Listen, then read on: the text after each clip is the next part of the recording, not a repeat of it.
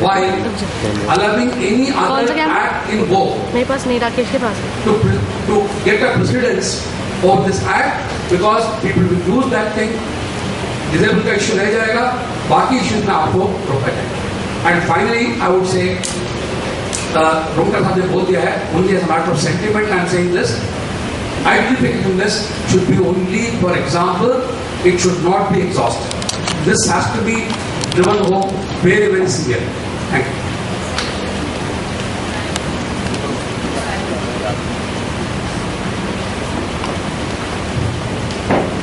Thank you. Thank you, organizers, for this opportunity. And in fact, the formulation is very exhaustive, I would say. Superb homework done on that. And I do still have some points which can be considered. One of the issues when it comes to identification of posts is that the committee is not identified. In many states, it is only the C-section clerk who sits and does the identification of jobs. It is very, very unfortunate. So this identification of posts must also, the committee must go exhaustive. It must be done, and I think we must also have disability ergonomics into consideration also. There are specific disciplines for that, so we should include that as part of it. And the standards of operation has to be standardized. When you change even a psychological scale into a vernacular or a vernacular psychological scale to English, you do the standardization and for the reliability benefit. Now this identification doesn't have a standards, and I think it is varying. For instance, like in the central list, you have somewhere around 4,000 jobs which have been identified for persons with disability. But very unfortunately, the Tamil Nadu government, for instance, just for an example, we just have some 175 posts.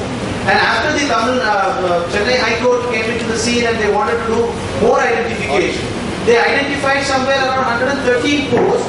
Very unfortunately, it has left almost some 90 posts away from the visually disabled community and the hearing impaired community. And most of it is only for orthopedic disability.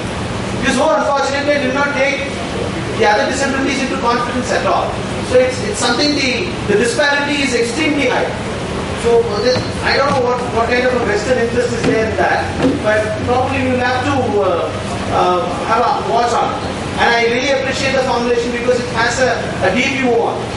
So that's very nice, sir. So the standards of operations will have to be standardized either by the commission or the national commission or the state commission. So you are suggesting that we should go to the function of the commission. Function of the commission.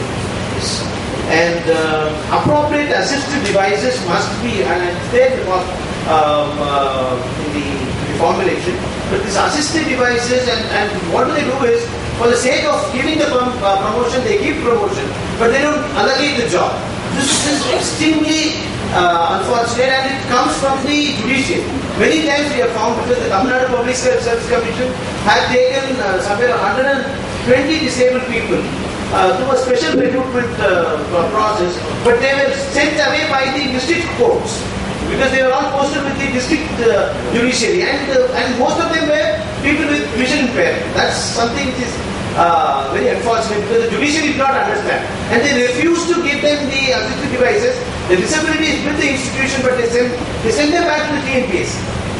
And it was reported even papers, but nothing much came through. So I think that must be taken into consideration. And the rosters, there are extreme discrepancies happening in the roster system. For instance, even now, many states don't follow the roster called the DPER, which is being put across the rules of the PWD Act. And especially, I'm sure the Commissioner was also there in Tamil Nadu. The DPER, the forms which are submittable by every establishment with special employment exchange were not submitted from 2005. So I think that must be overseen by the State Commission or the National Commission.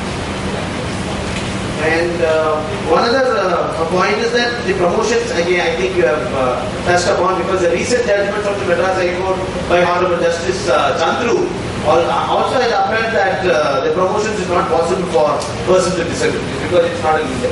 So I think the apex court formulation must be brought in, and because again and again it is coming very negative. Sorry, sir? Yeah, we must challenge it because we are construed to be one of the most friendly judges in the judiciary in Chennai High Court, but unfortunately this promotion matter he has given. Probably, sir. Probably, yes. Probably they can find a new right there. Yeah. Yes. And one other thing is this corporate mechanism, the private mechanism must also be brought into the ambit of the State Commission. I leave it upon Rumka sir to see the legality behind it, because at least the equal opportunity should not be denied by the corporate establishment. Because for instance, I had to attend some 15 interviews, including majors, IT majors, automobile majors in Tamil Nadu. The moment they come to know, because I have not stated that I am a person with disability in my resume, I need not. The moment they come to know that I am a person with disability, I am being kept away from the recruitment process. So I think there must be some jurisdiction on the private establishments or to call for records, like, it should not be the government establishment alone. Like something like an equal opportunities commission which is prevalent in other countries. Can that be brought?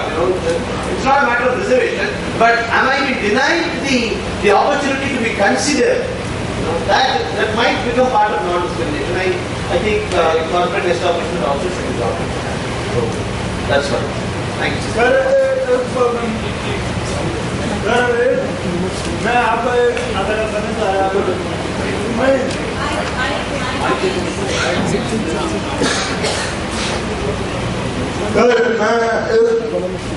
यहाँ पर कई उत्तरी भारत के लोग भी आए हैं और हिंदी में समझ आ रहे हैं।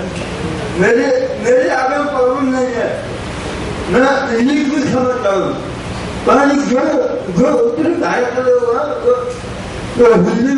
हिंदी में